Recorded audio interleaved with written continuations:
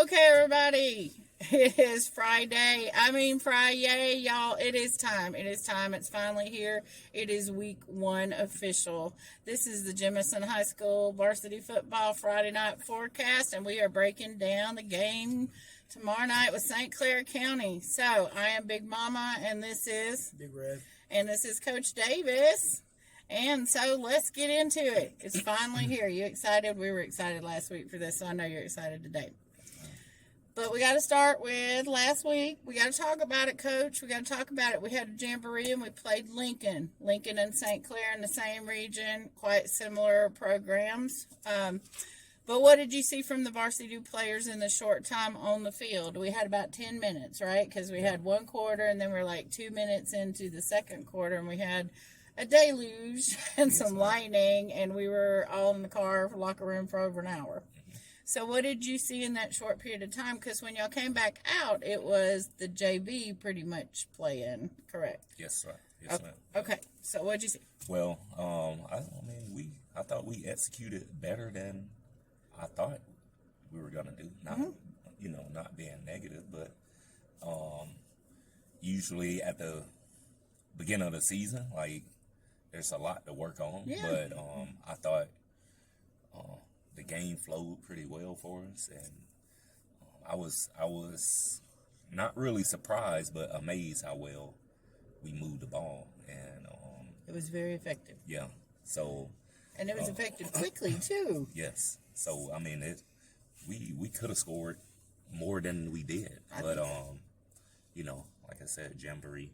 Yeah. Things happen. We put Hey, the ball on the ground. Big Red said he recovered a fumble. Is that correct? Is that accurate? Because I couldn't see I that did. far with my Okay. trifocals. I know I did. Yeah. Well, So if he did, he did. that's what he said. Yeah. Okay. No, I did. It's on film. It's on film. Yeah. Okay. It's on film. All right. So, and there was great improvement in the basics. Better tackles, better blocks, much improved communication. Like they actually played as a team.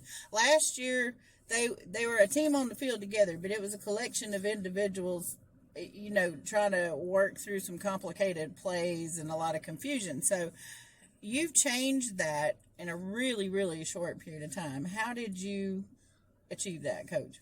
Well, I only know one way to prepare, and that is the game is blocking and tackling. So It just really is that Yeah. simple, isn't it? Mm-hmm. And it doesn't matter. You can have a playbook that's this thick with all these fancy terms that the kids can't remember, but if it don't come down to the fundamentals, you can just chuck that out and in the road. So that's what we preach that. I preach that. Trying to get the offense to be more cheerful, even if we gain 2 or 3 yards. Yeah. Positive yardage is always good for an offense. So, always. I don't know.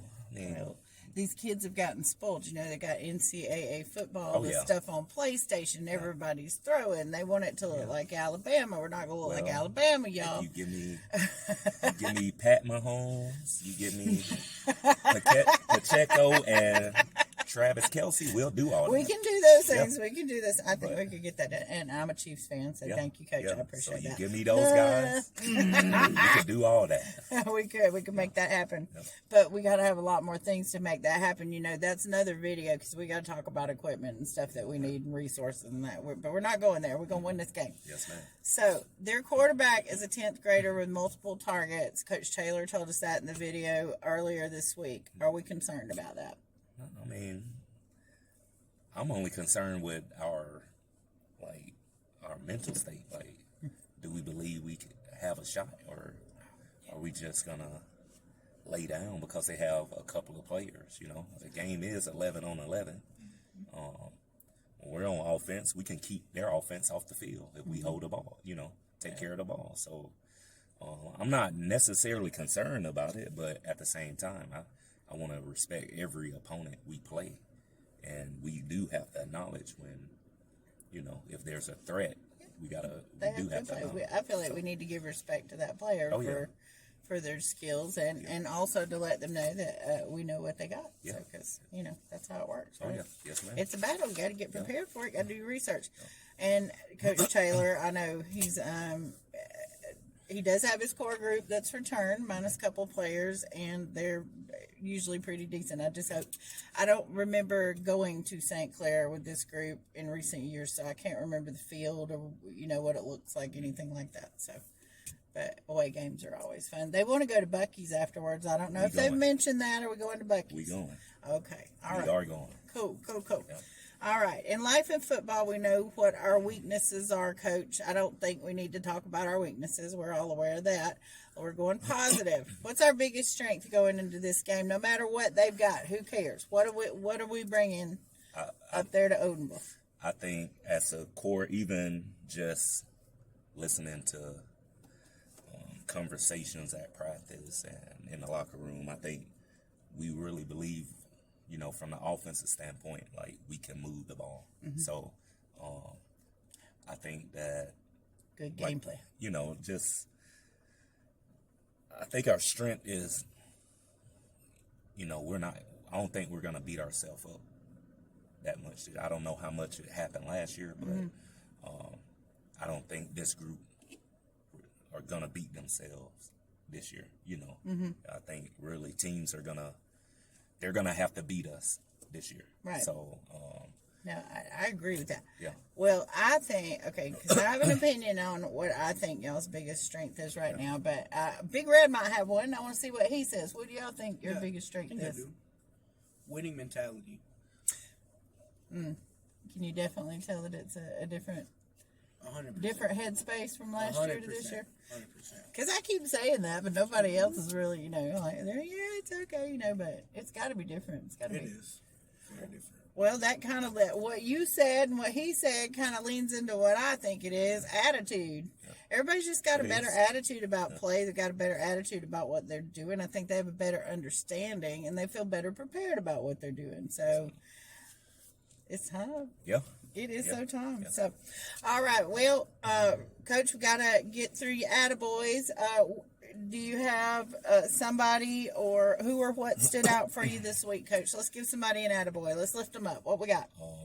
I was going to go with Luke Gann this week. Oh, Luke. All right, Luke Gann. He helped us prepare on scouting for St. Clair's offense. All right. He played receiver some to give our defensive backs some looks. Okay. And then on the offensive side of the ball, he was just in tune all week.